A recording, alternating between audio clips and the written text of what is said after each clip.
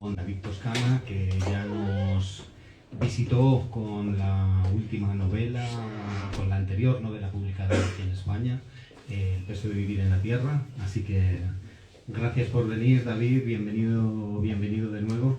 Y excusamos a nuestro compañero Guillermo Granado, que era el anunciado en el cartel para llevar y dirigir esta conversación, pero bueno, está un poquito enfermo, con fiebre y la garganta muy mal, y me ha dejado aquí sus notas y sus impresiones sobre el libro, así que le mandamos un abrazo, que nos estará viendo desde casa. Y bueno, la verdad es que creo que a cualquiera de las personas de la librería nos habría mucho apetecido estar aquí hoy con David Toscana, porque bueno, leímos sus libros anteriores, La ciudad que el diablo se llevó, una novela que creo que tiene algo que ver con esta en ciertos sentidos simbólicos, y que a mí personalmente me pareció una de las mejores novelas de ese año. El peso de vivir en la tierra cambiaba completamente de panorama, y se centraba en unos rusos, en unos mexicanos que vivían obsesionados con unos astronautas rusos, pero David tiene una carrera ya larga de obra narrativa, y esta novela además ha ganado el premio Alfaguara, que es una de esas veces que cuando sale la noticia del premio dices, mira qué bien, que los premios a veces aciertan y sirven también, supongo, para que, aparte del beneficio económico que representan, no todos son de 1 millón de euros, pero tampoco están mal, sirven también para que los libros alcancen un número de lectores, no sé si mayor, pero por lo menos más dispersos en los territorios internacionales. Así que bueno, eso, un placer tenerte aquí, David. El Ejército Ciego es una novela donde David vuelve a demostrar un poco que mirando hacia atrás en la historia y trayendo episodios históricos concretos, se puede hablar también de alguna manera del presente, de la capacidad para fabular que tiene alrededor de hechos históricos reales, de cómo esa especie de humor, un humor negro, y un humor que se acerca en cierta manera a cierto surrealismo centroeuropeo, podría decir, hace que sean unas novelas que se leen de una manera fantástica. Nos deja siempre historias que tienen que ver con los perdedores, con los desheredados de la historia, con un sentido de que la historia quizá la escriban los vencedores, pero en las novelas importan más los personajes que quedaron un poco relegados, sin voz, y es la historia que vertebra y que da pie a esta nueva novela, que es un ejército que pierde una batalla en el siglo XII, y como represalia dejan ciegos a todos los soldados, menos a unos que simplemente les dejan tuertos para que sepan dirigir de nuevo los ciegos a su casa. El punto de partida es atrapante, es decir, ¿qué puede salir de ahí? Y lo que hace David es, en vez de fijarse en esas dinámicas de la gran historia, contar la vida de esas personas, cómo vuelven privados de la visión, cómo se reintegran a sus vidas normales, si es que eso es posible, volver a tener una normalidad cuando ha ocurrido todo esto, el pozo de la crueldad, y muchos otros temas de los que iremos hablando en este momento. Así que gracias de nuevo, David, y bienvenido. Gracias, Antonio, y gracias a Guillermo, que la novela parece que le contagió un virus. Se dieron ahí unos bubones. Y gracias a ustedes, por supuesto, a los amigos de Letras Corsarias, por la invitación. Y muy contento de ver a tanta gente, porque la vez pasada que vine a presentar vino una persona. Entonces, me da gusto que hoy haya venido más gente. Feliz de estar otra vez en Salamanca con con nuevos amigos y con antiguos amigos y con paisanos también. Con Luis Arturo Bichard, que fue mi asesor de griego para esta novela, porque tenía por ahí 2 palabritas en griego que ni siquiera esas me salían, entonces las consulté con Luis Arturo y ya pudo salir la novela debidamente autorizada por un especialista. Hay una mezcla de lenguas, la lengua y la propia literatura es muy importante en la novela, ¿no? Hay un momento que se dice... Hemos creado una lengua para hablar de Dios, no como los griegos que crearon su lengua en las tabernas, ¿no? Y hay esa mezcla de lo que es Europa central, esa Europa de imperios casi fugaces, de límites muy difusos, de territorios... bueno, ya hemos visto lo que ha sido Europa en todos estos años, y enlazando con esta novela, ¿por qué con la novela ambientada en Varsovia, la ciudad que el diablo se llevó? ¿Qué interés tienes en Europa? Como autor mexicano, ¿cómo ves el territorio europeo y su historia?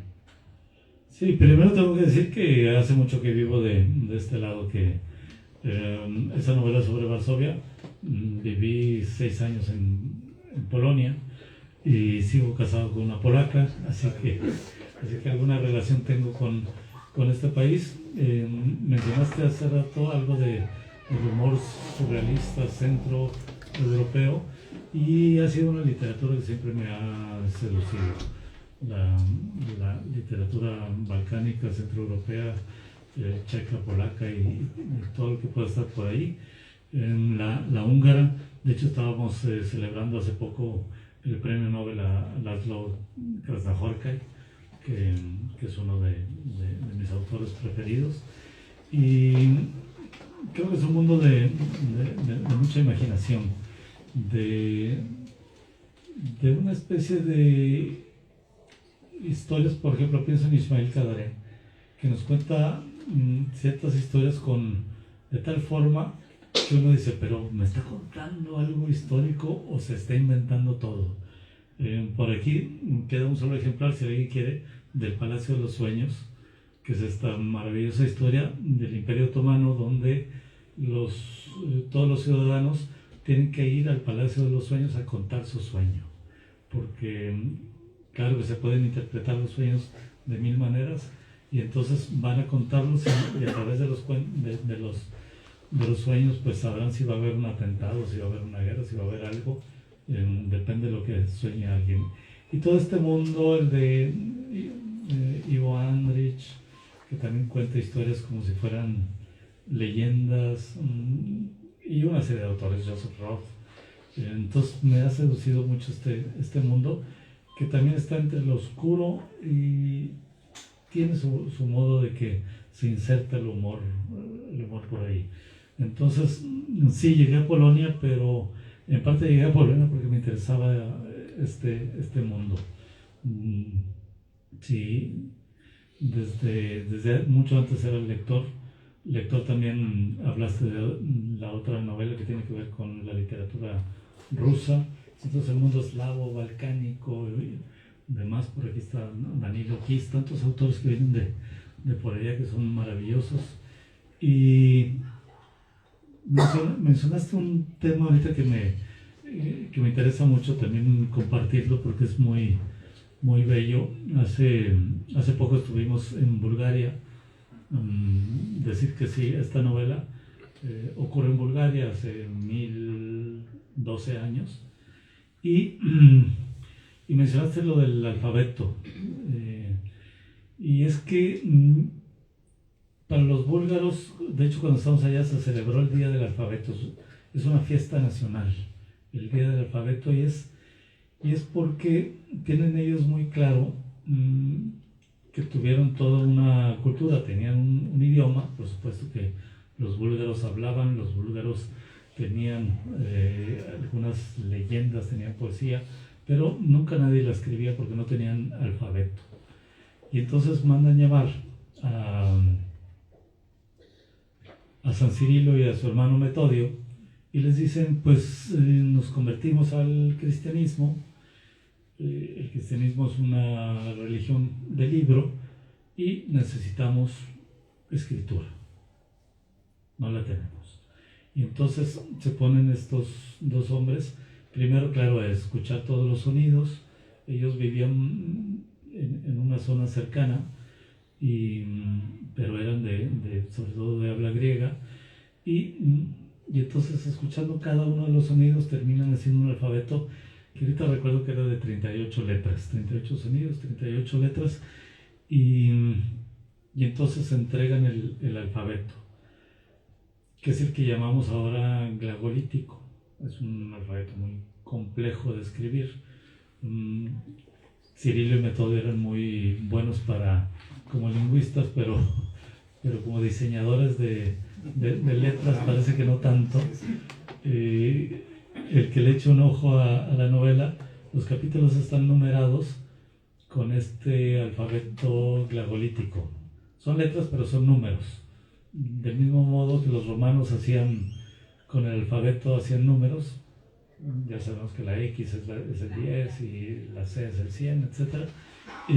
También los búlgaros hacían letras con su alfabeto. Entonces, el que lo vea, son números del 1 al 62. Pero entonces los búlgaros reciben este alfabeto y tiene que ser un momento muy emocionante decir, ya tenemos alfabeto, pero no hay nada escrito en este alfabeto. Empezar a crear una cultura escrita a partir de la nada. Y lo que mencionabas de las tabernas, uno de los pocos textos que sobreviven de aquella época es la de un monje que justifica la existencia del alfabeto búlgaro. ¿Por qué? Porque en aquel entonces se decía que solamente los textos sagrados podían estar escritos en hebreo, porque parece que Dios originalmente había hablado en hebreo, en griego y en latín, porque eran los idiomas que se habían puesto en la cruz. Estaban en las tres lenguas. Y estos eran entonces los tres lenguas sagradas, pero decía este hombre, para justificar el alfabeto búlgaro, decía, pero nuestro alfabeto fue creado por un santo, por San Cirilo. Y entonces se puede expresar la palabra de Dios en búlgaro. Se puede escribir con este alfabeto. En cambio, sí decía que el de los griegos había sido creado, yo le pongo las tabernas, pero él decía que era una lengua de paganos y que se había creado de cualquier forma, pero no desde la santidad. Entonces, una vez que tuvieron el alfabeto, se empezó a traducir los textos bíblicos, escribir sermones, textos eclesiásticos, y se quedaron ahí. No tuvieron historiadores, no tuvieron, sin duda tuvieron poetas, pero no escribieron la poesía, ni cronistas, ni dramaturgos. Entonces toda esta época de cuando cuento la novela se quedó en blanco, históricamente se quedó en blanco. Conocemos la historia, que es la que contó un cronista griego, que es el que cuenta que después de la batalla de Cluj toman 15,000 prisioneros y el emperador Basilio manda sacarles los ojos, dejando uno de cada 100 tuerto para que los lleve a casa. Cuando llegan, el zar búlgaro, el zar Samuel, los ve llegar y no tiene la fortaleza moral para soportarlo y muere. Esto es todo lo que se cuenta muy específicamente, y se muere el 6 de octubre. Entonces, esto es todo lo que se contó. Y cuando llegan estos búlgaros a casa, estos ciegos, al que ya le tocaba escribir la historia es a los búlgaros, pero no la escribieron. Y como no la escribieron, cuando yo buscaba mucha información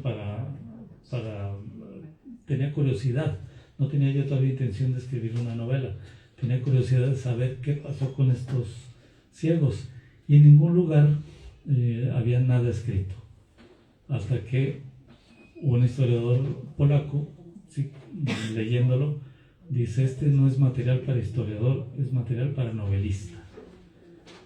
Y yo dije, seguramente un búlgaro ya lo escribió, pero me encontré que no, que en 1000 años no habían escrito los búlgaros una historia sobre los ciegos. Y miren todo lo que hablé para terminar diciendo, ¿por qué un mexicano terminó escribiendo una novela de... Te encuentras con ese manuscrito, ese códice, ¿no? Es un códice que se conserva en la Biblioteca Nacional en Madrid. Te encuentras con él por casualidad.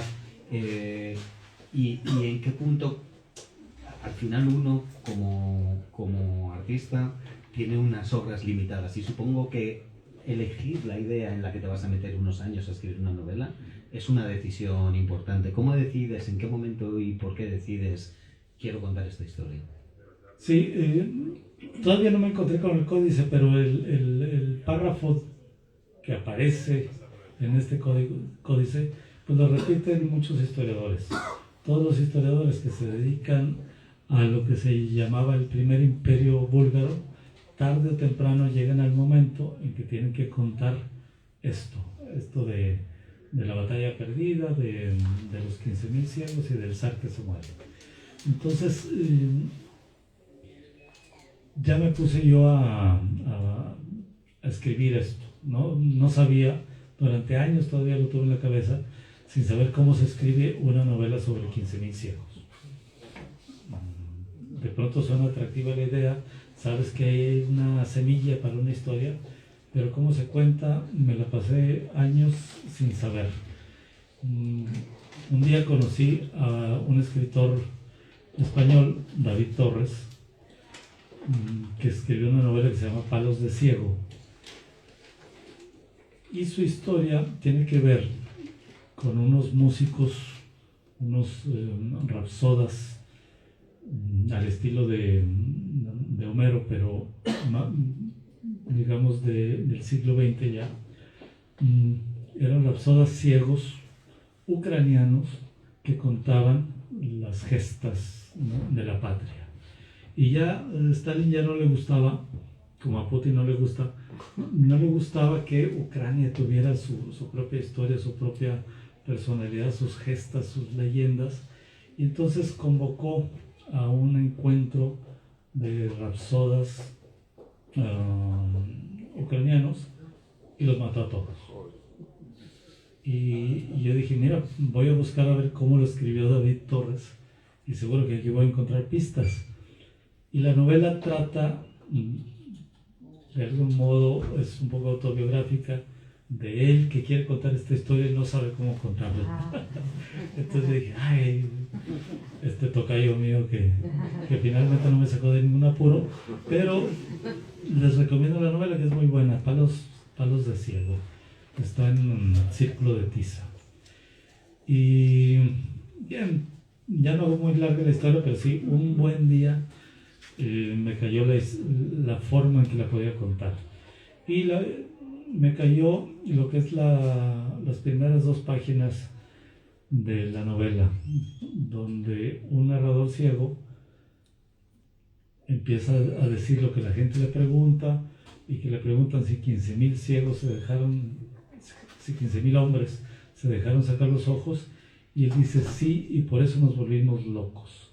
Y a partir de esta idea de la locura, dije ya, pues la voy a contar por aquí, que siempre me han gustado los trastornos para contar algo, y quijotescamente siempre he necesitado de la idea de Don Quijote, que tiene la oportunidad de ver el mundo más en la cabeza que en la realidad.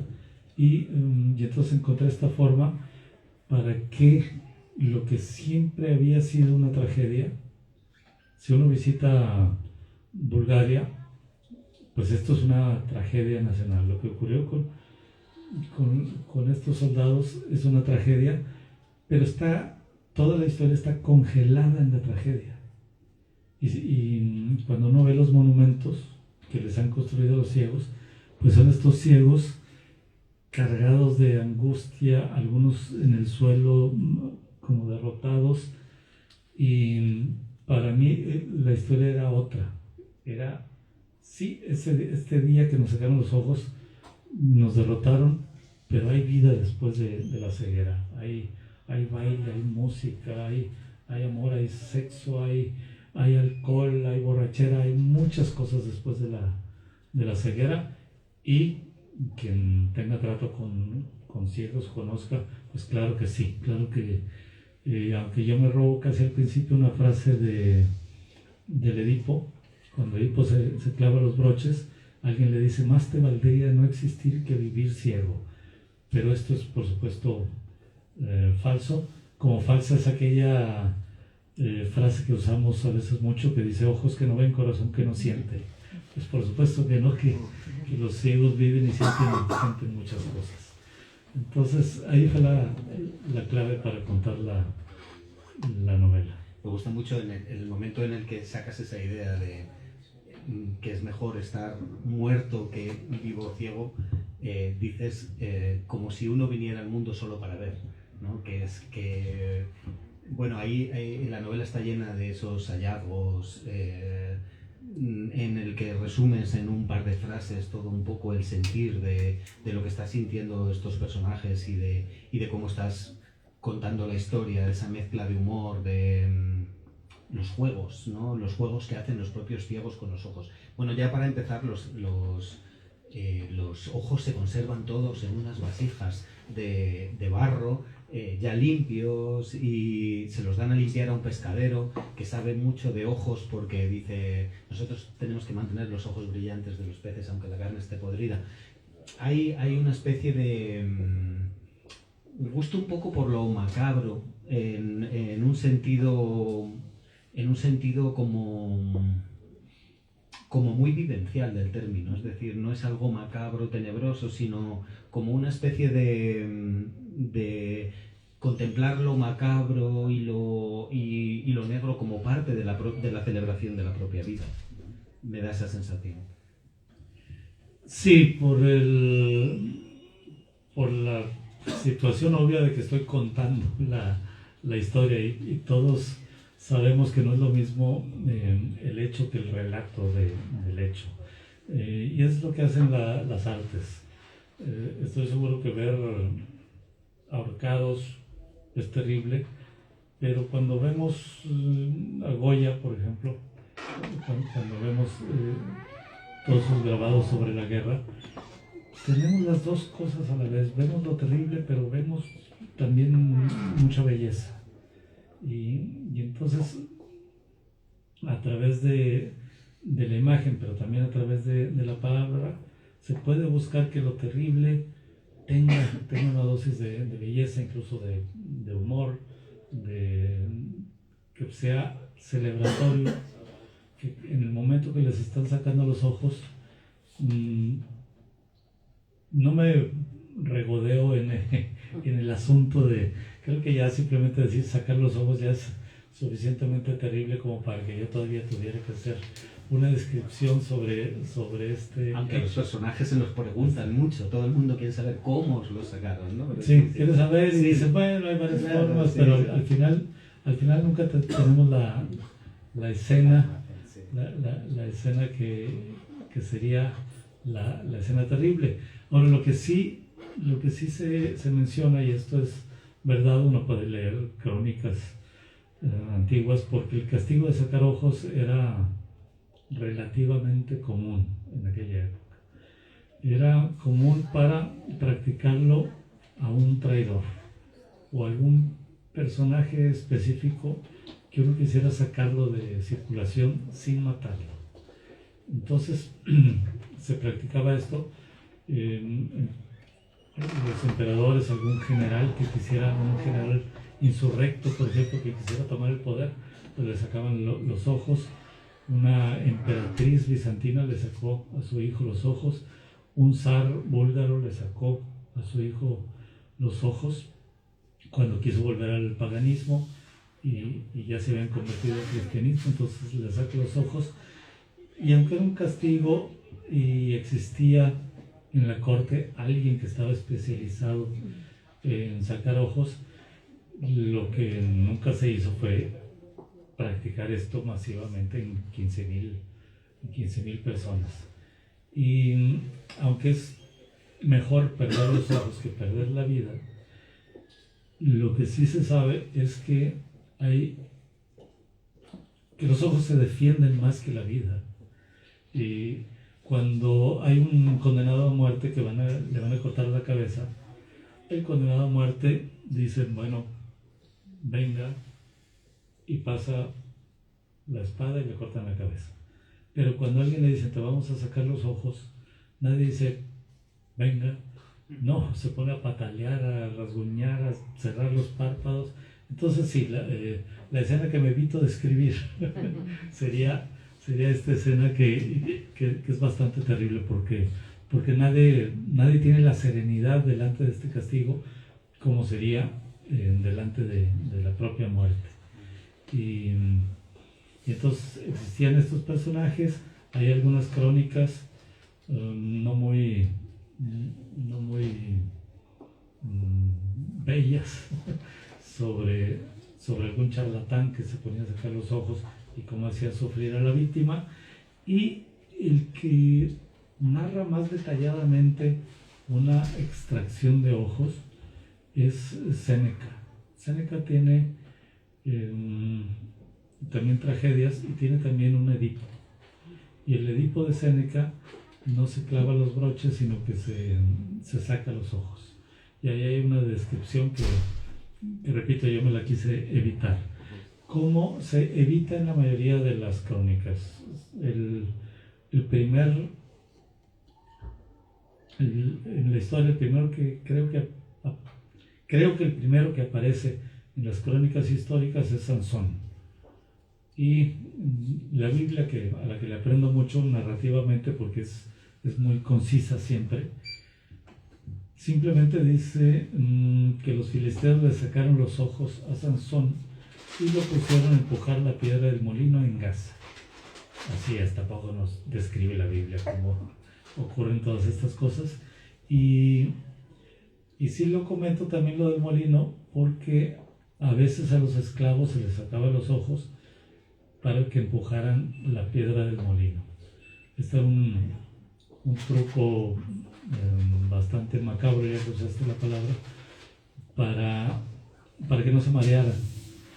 Estar empujando una piedra una vuelta y otra vuelta y otra vuelta, cuando uno no tenía ojos, como que perdía la cuenta, perdía la sensación del cansancio y también del mareo. Entonces esto se llegó a hacer en varias ocasiones. Todo esto para llegar al hecho de que por terrible que nos parezca, sí, vivíamos en aquella época donde se sacaban ojos, se empalaba, se crucificaba a la gente y los castigos no eran bueno, había una dosis de crueldad, ahora tenemos otras dosis de crueldad de distintas formas, pero estas del pasado culturalmente nos parecen lejanas y bastante chocantes. Todo esto del molino, hay un capítulo donde habla de los perdidos, ¿no? La gente que no supo volver a su casa porque su aldea no tenía nombre, porque se extraviaban, porque quizá ni siquiera hubieran sabido volver incluso con ojos. Y hay un engaño a uno de los personajes tal que lo cuentas de una manera maravillosa. Volviendo un poco al... Nada más un detallito, esto tampoco es mera ficción. Si las crónicas hablan de que con ojos, mucha gente que iba a las cruzadas ya no sabía volver a casa.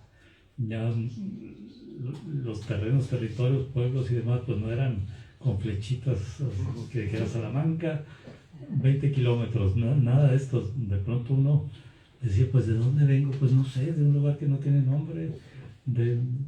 Entonces mucha gente no, tu valle, quizá hay un poco más, ¿no? Si te acercabas mucho podías llegar, pero sí se sabe que hay gente que no supo volver, porque finalmente recorrieron miles de kilómetros. Hablando de volver, la gran obra sobre el volver, o por lo menos la primera obra, que quizás la primera obra de todas, es la Odisea, ¿no? Y que el narrador sea un ciego que cuenta la historia de todos estos compañeros que vuelven como un ejército derrotado, que haya esta cosa del regreso a casa y de que las cosas hayan cambiado y que uno ya no es el mismo que se fue, que han ido a la guerra, lo emparenta mucho con la Odisea, con ese tipo de narrativa oral que Homero le pone forma, y creo que ese espíritu de lo oral, por lo que comentabas antes también, la falta de ese lenguaje, hay un universo ahí que hay mucho nombre griego, hay muchas cosas que nos remiten a eso, ¿no? Sí, y por supuesto Homero también, la tradición dice que era ciego, entonces sería también este narrador ciego. Y sí, el mundo de los griegos está muy presente, ya que hablaba de Luis Arturo Guichard, que es el que conoce todas estas cosas. La primera idea que tuve de la novela era muy emparentado con la Anábasis de Jenofonte, que también la conocemos como la Marcha de los 10.000, y es esta historia de los mercenarios griegos que van por allá por Persia a pelear una guerra, se quedan sin jefes y tienen que regresar de vuelta a casa.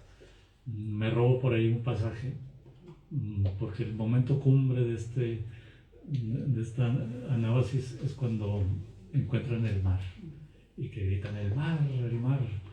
Entonces la única palabra que uso en búlgaro en la novela es esta misma. Los personajes ciegos, como quiera, perciben por el olor, por la humedad, por el sonido, perciben que se están acercando al mar. Y entonces ya dicen moretto, moretto, que es la palabra búlgara.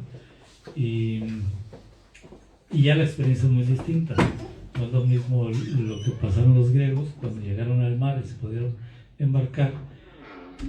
Y aquí los ciegos es cuando sobre todo empiezo a ver la idea de la ceguera, de lo que representa la ceguera, por ejemplo, porque al entrar en el mar, uno de ellos dice, la palabra que más se utiliza cuando se habla del mar es inmensidad. Y dice, sin embargo, para nosotros el mar solo es el agua que nos está tocando la piel. Y entonces, cuando empiezo a narrar, digamos, con los ojos cerrados, dándome cuenta de lo que es perder la vista, empiezan a aparecer muchas diferencias entre lo que sería percibir el mundo, claro, con ojos, sin ojos, entre lo que es narrar con ojos, sin ojos, y cómo la palabra empieza a tomar mucho más protagonismo, pero al mismo tiempo cómo las palabras cambian. Cambia cuando uno va a narrar una historia, pues no la va a narrar igual si está viendo que si no ve. Cuando salen de Constantinopla, uno de los personajes dice, si yo tuviera ojos, les estaría hablando de las murallas de la iglesia, de las mujeres, de los vestidos, del mercado, del campanario, y empieza a hacer una lista de todo lo que, por supuesto, estaría hablando alguien que está en Constantinopla. Pues, ¿qué hace? Empieza a decir todo lo que ve. Dice, pero como no tengo ojos, solo les diré que salimos de Constantinopla. Y entonces se justifica, dice, los ojos necesitan muchas palabras, desperdician mucha tinta y papel. Sí, es ahí. ¿Has investigado desde el punto de vista cognitivo qué supone enfrentarse al mundo sin verlo? Para como un poco background de todo lo que estabas escribiendo. Un poquito de testimonios y una curiosidad que sí me quedó y no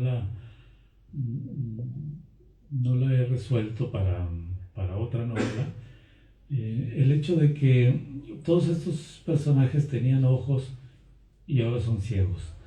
Entonces, aún sin vista, ellos entienden perfectamente de formas, de colores, de luces, de imágenes. Y en ese momento yo me preguntaba, ¿y qué pasaría si yo quisiera escribir una novela de un ciego de nacimiento? Y ese todavía no lo resuelvo. Quizá, o sea, es una curiosidad que tengo, porque definitivamente es muy diferente. Cuando hablo de que Homero era ciego, tengo que pensar que tuvo ojos y después perdió la vista, porque vamos a leer en la Ilíada y la Odisea, y claro que hay colores, hay cabelleras, hay formas, hay reflejos, hay una serie de elementos que, aunque me los cuente alguien que no tiene vista, tuvo que haberlo visto.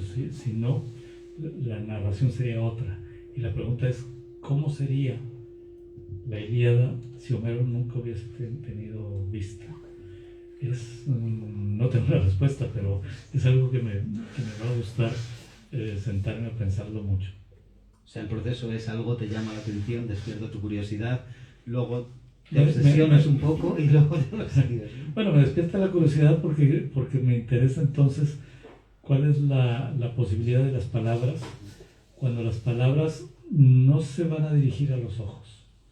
Vamos a leer cualquier novela y cualquier novela va a tener elementos donde al lector le están pidiendo ojos, le están haciendo que a través de la memoria traiga algo a la cabeza, incluso algunos símiles le van a decir esto es como aquello, pero algo que ya hemos visto lo podemos comparar y entonces ¿cómo sería una novela que se puede escribir sin pedirle al lector nada que tenga que ver con los ojos?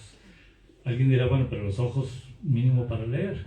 Sí, pero eso no sería la vista, porque ya sabemos que la literatura igual se escucha, se toca, y ver las palabras no es estar viendo lo que ocurre. Muchísimas palabras en un texto literario no van hacia los ojos. En un lugar de La Mancha, de cuyo nombre no quiero acordarme, no tiene nada que ver con la vista. Entonces hay muchísimo texto que no va con la vista. Hay otro texto que de algún modo se puede ver en la cabeza, pero cada lector sabrá cómo se crean estas imágenes o cómo se queda meramente con los conceptos. Si el personaje dice, entré en una librería, ¿qué hace el lector? Yo ya sé lo que es una librería, o de verdad se pone a pensar en alguien entrando en un espacio lleno de libros. Cada lector lo resuelve así. La novela tiene un montón de personajes que van apareciendo episódicamente a lo largo de esos 68 episodios, has dicho, ¿no, David? 62. Hay un escriba que se replantea cómo volver a escribir después de perder la vista. Hay un hombre que talla una especie de muñecas y luego pasa a tallar vírgenes. Hay un panadero, son personas que vuelven a sus oficios y a sus familias y a sus vidas, en el mejor de los casos. Y hay un personaje que dice en un momento algo así como, refiriéndose como a los clásicos, es como los dioses se desvanecen, pero la condición humana que está tratada en los clásicos es lo que permanece de esas grandes obras. Y quiero saber un poco esa querencia que tienes por los vencidos, por esos personajes a los que nadie fue a preguntar qué pasaba en sus vidas después, en estas últimas novelas. Y si es una de tus intenciones estéticas trabajar sobre ese concepto del vencido, del derrotado. Sí, lo que ocurre es que aquí vemos que la historia les llama vencidos, y la historia efectivamente los trata como tal, pero la novela les puede dar otro giro, y que de vencidos pasen a triunfadores, pasen a tener una fortaleza, tener alguna oportunidad de revancha. Entonces la novela a veces tiene más posibilidades para la revancha que la propia historia. Ahora, se dice, pero no acaba de ser cierto, se dice que la historia la escriben los vencedores. Y no, hay mucha historia de vencidos. En México, por supuesto que nos han derrotado muchas veces y tenemos siempre la forma de contar las historias. Y en las historias nacionales, cuando somos derrotados, siempre hay una forma de tener héroes, de tener mártires, de tener valientes, de tener gente que se sacrificó. En México tenemos los niños héroes, estos chicos que se defendieron el castillo de Chapultepec contra la invasión de Estados Unidos, y hasta se enaltece de más, la propia historia toma las leyendas para que estos derrotados y muertos le den dignidad a estas acciones bélicas, y que sean un ejemplo para las futuras generaciones y los niños, porque la patria se defiende hasta la muerte, y qué sé yo, tantas cosas, donde por supuesto que la historia de los derrotados tiene. Y hay formas de tomar revancha a través de la historia. Los judíos fueron completamente derrotados en la Segunda Guerra Mundial, fueron eliminados, fueron exterminados, pero los que quedaron tomaron una revancha a través de la memoria y de escribir la historia y de estar recordando siempre lo que ocurrió en aquella época. Entonces, claro que hay historia de los vencidos. Ahora, y la literatura, mucho más. La literatura tiene más espacio para los vencidos. Me da miedo decir estas cosas porque me asusta aquí Luis Arturo, pero creo que la que suponemos que es la tragedia griega más antigua que ha sobrevivido es los persas. Ya me dijo que sí, entonces sí. Y los persas es la historia de unos vencidos. Fuimos a Grecia a invadir y tenemos que venir con la cola entre las patas y lloriqueando de vuelta a casa. Entonces es la historia de los vencidos. Las troyanas es la historia de lo que pasa con las mujeres una vez que cae Troya, que son derrotados los troyanos. ¿Qué pasa con las mujeres? Entonces, y tenemos estas tragedias, y siempre ha habido espacio para los vencidos. Las tragedias son esto, y los vencidos son vencidos, y la novela te puede dar la oportunidad, como te digo, de jugar un poco con la derrota para darle algo más, para que no sean víctimas del destino, para que no sean víctimas de los dioses o del poder o de los emperadores, sino que siempre tengan algo con que responder a esto. Lo haces a través de la capacidad de fabular, de la imaginación, narrativa, de cómo estos personajes quieren además escuchar sus propias historias, ¿no? Hay algún momento donde le dicen a un personaje, sigue contando las historias, ¿no? Es una novela llena de historias dentro. Es un poco, bueno, creo que en alguna ocasión has dicho algo así como el Quijote es mi padre o algo así, me decía Guillermo, ¿no?, que había leído en una entrevista. ¿Te gustan estas cajas que tienen historias dentro de historias, ¿no? Sí, la novela dice que cabe todo en una novela, pero no hay que abusar. Porque a veces parece que uno de verdad quisiera meter todo. Creo que la novela más bien debe funcionar como una sinfonía donde todo tenga cierta armonía y un porqué.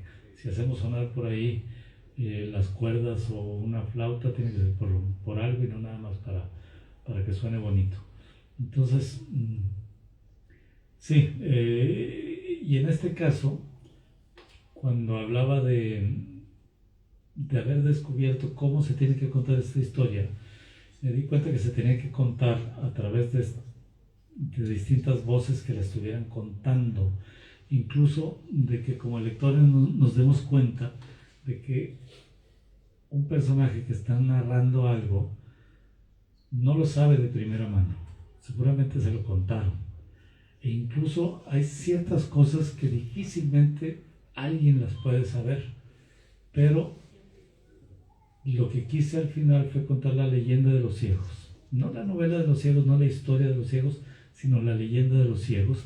Y por eso vamos viendo cómo se van contando las cosas, cómo el narrador en algún momento dice, la gente cuenta, pero yo no le creo. O dicen esto, pero es mentira. Porque, bueno, quien se asome a la novela, de pronto ocurren cosas casi imposibles.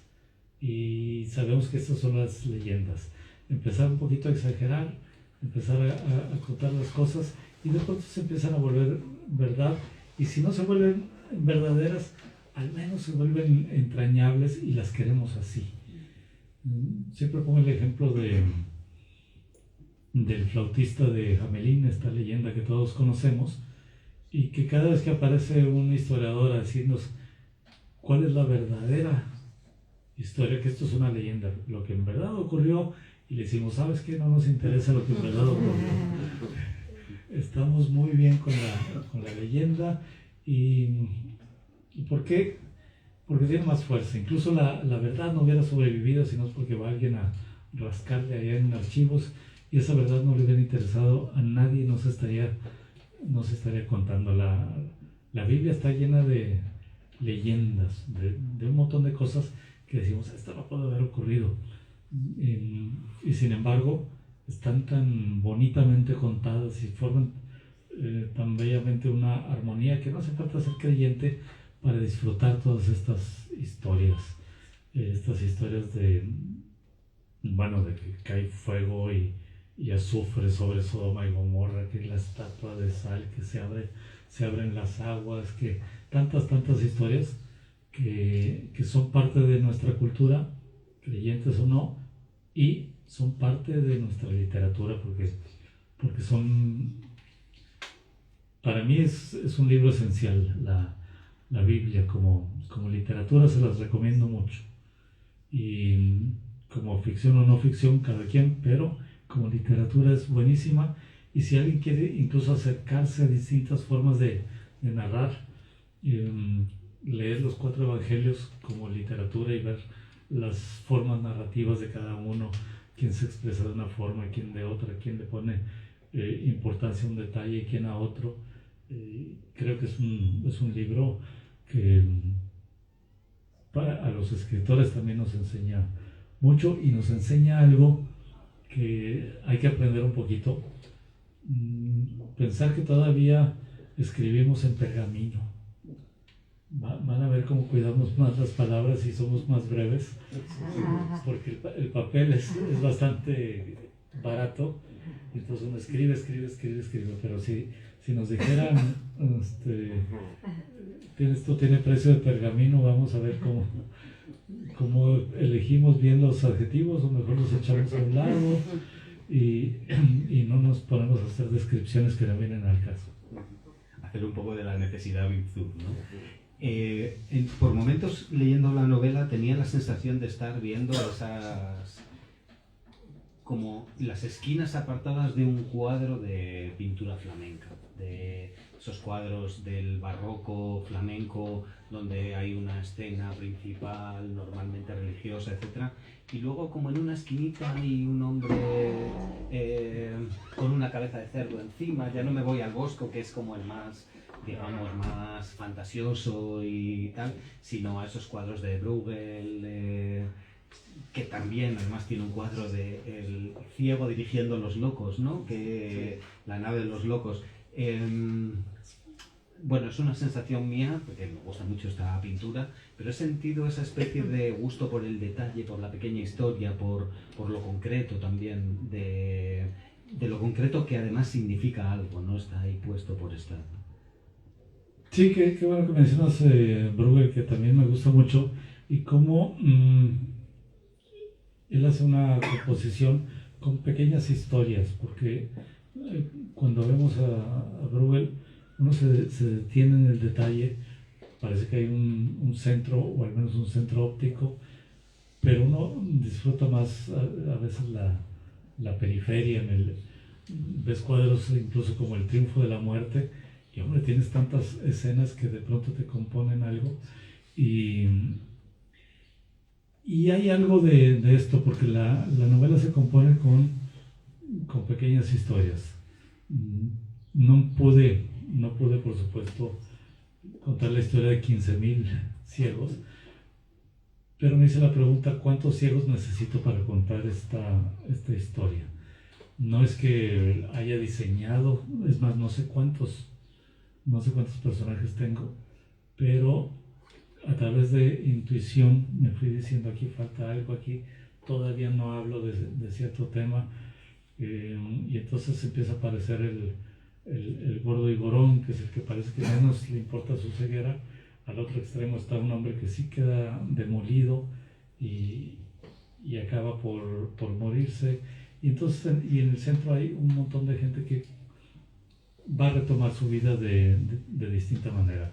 El herrero, el panadero, el criador de cerdos, y el vigía, un vigía sin ojos, un lector sin ojos. Entonces, el judío que hace ojos, el maestro saca ojos. Entonces, casi como si intuitivamente tuviera que hacer un casting para ver quiénes entran en esta obra de teatro, y a veces llega más gente de la que necesitas, porque por supuesto que se me ocurren más ideas de gente que pudo haber estado ahí, y al final digo, no, este no entra. De los tuertos solamente hay uno, aunque veo uno de cada 100, solamente entra un tuerto para contar la historia, pero no. Quizá un día me dé curiosidad o alguien me dirá cuántos personajes tengo. Sí, bueno, no tenemos ninguna necesidad de contarlos, como un numerista que hay también dentro del numerista, que es un señor que apunta todas las necesidades de un ejército, cuántos alimentos necesitan, etcétera, tal. Pues hay personajes muy, bueno, por seguir con el símil pictórico, pintorescos en el sentido de que cada uno tiene su carácter y componen un todo, ¿no? Y además da una sensación además de simultaneidad también la novela en cuanto a tiempo. Sí, en lo pintoresco, por ejemplo, yo me preguntaba, los búlgaros son griegos ortodoxos, y para ellos solamente se permiten los iconos. Y la pregunta es, ¿qué significado tiene un icono para un ciego? Ya no les cuento mucho, pero por ahí encuentran una solución. No sé si alguien que haya leído o no haya leído la novela quiere intervenir, preguntar algo, adelante. Sí, yo quería hacerte una pregunta. En tu exposición has hablado siempre de los ciegos, que entiendo que son los personajes principales y los que guían la novela, pero a mí también hay otra presencia que me llama mucho la atención y de la que no has hablado, que son los tuertos. ¿Cómo queda o cómo podría quedar en el libro esa minoría privilegiada que te ha salvado a medias de la masacre y que tiene además la tarea de guiar a los demás? Sí, hay un momento donde uno de los ciegos o algunos de los ciegos les llaman tibios. Ellos no son ni feos ni calientes, son tibios y ni siquiera tienen la simetría que tenemos nosotros. Se empieza a dignificar los ciegos, y después de una escena en la que cada ciego la imagina de cierto modo, dicen, ¿de qué les sirve a los tuertos el ojo si todos vieron lo mismo? En cambio nosotros, cada uno imaginó la escena de distinta manera, y se empieza a crear, los propios ciegos dicen, es que los tuertos son los parias entre nosotros. Y entonces ellos se dignifican a sí mismos y de algún modo destierran a los ciegos, aunque claro que los van conduciendo a casa. Pero me ocupo muy poco de ellos, solamente entra un tuerto a ser el protagonista porque son dos hermanos que llegan a casa, uno es ciego y el otro es tuerto. Y cómo los recibe el padre, pues tampoco les cuento la historia, pero ahí está la historia de la diferencia entre una cosa y otra y de haber perdido los ojos azules o cosas así. ¿No? ¿Alguien más quiere intervenir por ahí? Bueno, solo es más una apreciación. A mí la escena de la entrada al mar de la que hablabas sí me parece que es como la escena de la entrada real a la novela. Es para el lector. O sea, como lector, de pronto cuando ellos entran en el agua del mar, es como que ya te sientes dentro, ya has entrado, ya has recibido de todos los preámbulos y entras como a la novela, a la Legión al mar. Es una sensación. Sí, qué bueno que lo dices porque yo creo que ahí es donde los ciegos toman completamente esta personalidad, donde se vuelven incluso celebratorios de su propia ceguera y disfrutan, brincan, se sienten unos niños y celebran el triunfo de las tinieblas sobre la luz, que es lo que hablábamos ahorita, de que ellos se van dignificando con su ceguera. Al principio, cuando salió la novela y no había leído todavía nada, pensé que quizá había dedicarle algo a un ejército ciego que va perdido, una especie de metáfora de cierto presente en el que estamos muy condicionados por el exceso de información, ruido, y como una especie de capa que oculta el mundo. Luego eso no está presente de una manera explícita, pero ¿hay algo que quieras decir sobre la ceguera en relación a lo contemporáneo? Pues, lo puedo decir también aclarando que no construyo la novela para que tenga este mensaje o esta simbología o demás.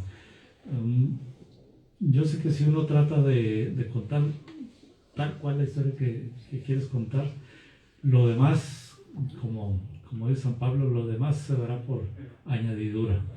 Y no porque lo diga yo, o sea mi novela, es que nos pasa con todas las novelas. Todas las novelas, si cito a Octavio Paz, él dice, la obra literaria va más allá de las intenciones del autor. Dice cosas que el autor nunca quiso decir. Y aquí es importante el lector que a través de su experiencia, su visión del mundo, sus recuerdos, va a tener una lectura distinta de la novela a la escritura que yo le di. Un chileno que leyó esta novela me dice, es que yo me recuerdo que hace unos años hubo una manifestación, dispararon balas de goma y dejaron ciegos y tuertos a muchos chilenos. Entonces, es una lectura a través de su experiencia y su memoria. Los búlgaros, que ya se publicó, ya la leyeron, tienen también otra forma de verla. Y no solo, aunque para ellos esta es una historia de su pasado, como quiera hacen la alegoría y me dicen, es que nosotros vemos aquí la lucha de los búlgaros contra la ocupación soviética. Y porque se ve este asunto del poder y del débil que toma la revancha y demás. Entonces cada uno la va a leer de manera distinta. Alguien ve que Basilio II, este hombre que es el que manda a sacar los ojos, alguien dice que es como Trump, como Netanyahu, como Putin, y cada quien lo puede ver así porque finalmente sí, dentro de la novela es el poderoso que ejerce su poder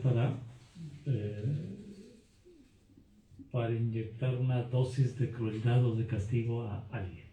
Entonces yo dejo que cada quien tenga la lectura que quiera, y si se lee sin metáfora, simplemente como algo que ocurrió hace 1000 y pico de años, pues también que las novelas pueden ser muchas cosas, pero también son lo que son.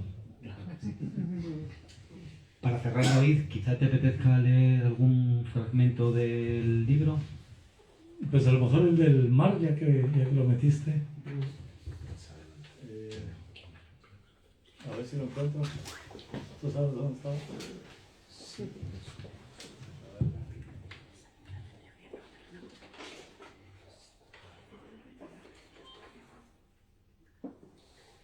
sí, ya lo encontré. A ver si... Ay, no, pero eso es más largo. Está muy largo. Sí. Bueno, voy a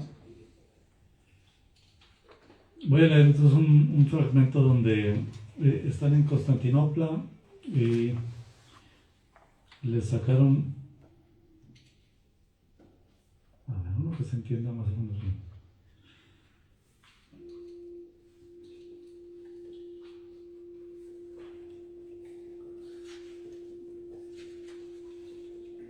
Ah, bueno, este que mencioné, miren. Sí.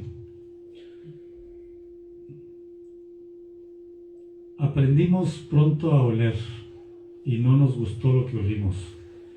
En algún valle, ellos salieron de Constantinopla y vienen caminando de vuelta a casa para entendernos dónde estamos. Y el capítulo 10, el número 10 es muy bonito, parece como un telefonito. Aprendimos pronto a oler y no nos gustó lo que olimos. En algún valle donde debían llegarnos los aromas de hierbas y resina, nos acompañaba una pestilencia. Muchos ciegos cedían a muerto sin estar muertos. Aquí huele a muerto, gritó alguien que debía tener la más poderosa de las voces, porque se le escuchó en todo el valle y sus palabras regresaron 3 veces con el eco. Fue algo que muchos queríamos pronunciar. Cuando hace calor decimos hace calor. Cuando frío, hace frío. Y si llueve, está lloviendo. No es para dar cuenta a nadie, puesto que para todos está el calor, el frío o la lluvia. Cuando cae la primera nevada del año, cada ser humano se siente obligado a decir está nevando. También pronunciamos los olores que son para todos. Huele a col. Lo de ahora era un olor de otro mundo. Aquí huele a muerto. Volvió a sonar la voz con tanta fuerza que quizá no había sido una voz de uno, sino de muchos. Fue un llamado para que los cientos que despedían ese tufo, ellos venían negando desde hace tiempo su condición y nosotros callábamos como quien está bajo la lluvia sin decir que está lloviendo. Ahora alguien les echaba encima la verdad. Eran centenares a los que les habían crecido en las cuencas unos bubones del tamaño de puños. Les caían larvas como lágrimas. Se echaron a correr igual que gallinas descabezadas y algo de gallinero había en sus gritos. Corrían quién sabe a dónde. ¿A dónde van los muertos? Van al cielo o al infierno, pero no pueden quedarse aquí. Corran, difuntos, corran. Que alguien les abra la puerta. Vayan, bonitos, por su premio o su castigo. Debió ser espectáculo soberbio para los tuertos que lo vieron, si aún conmovió a quienes apenas lo escuchamos. Más bello es no verlo, dijo alguno. Para los tuertos el evento fue uno mismo. Cada oloroso a muerto corrió como corrió, extendió los brazos tal como lo hizo y se echó de rodillas del mismo modo que se echó de rodillas. Yo lo vi, dicen quienes ven, y fue así y no de otro modo. En cambio, había sido diferente para cada uno que lo construyó con sonidos. La imagen de las gallinas descabezadas no tuvo buena acogida. Alguien sugirió un baile de primavera. Los muchachos corrían ebrios de vino y deseo detrás de las vírgenes. Los gritos eran de ellas, desarropadas y carnosas, gritos felices. Ellos echaban fuego por las bolas candentes que anhelaban ojos. También nosotros sentíamos el vino. Las vírgenes eran blancas y espléndidas. Alguien comparó aquellos párpados hinchados con enormes ojos de libélulas. Los muertos no corrían, sino que volaban. No chillaban, sino zarandeaban sus alas. El reflejo del sol sobre ellos formaba un arco iris. Las libélulas volaban del modo en que quisiéramos. El arco iris llevaba los colores que mejor recordáramos. ¿De qué sirve tanto tuerto si con su ojo ven todos lo mismo y relatan la misma cosa? También se dijo que eran espíritus que por siempre habitarían este valle y mandarían sobre los animales, los vientos y la caída de las hojas. Los gritos se iban alejando. Detrás de ellos iba el zumbido de ansiosas moscas verdes. Yo los imaginé entrando en un bosque muy tupido, corriendo sin tropezar con ningún árbol. Las hojas caían, los animales iban detrás de ellos, y fueran hombres o gallinas o espíritus o libélulas, llegó el momento en que ya no se escucharon más. Estuvimos un rato quietos, aguzando los oídos, hasta que una voz susurró: se murieron los muertos.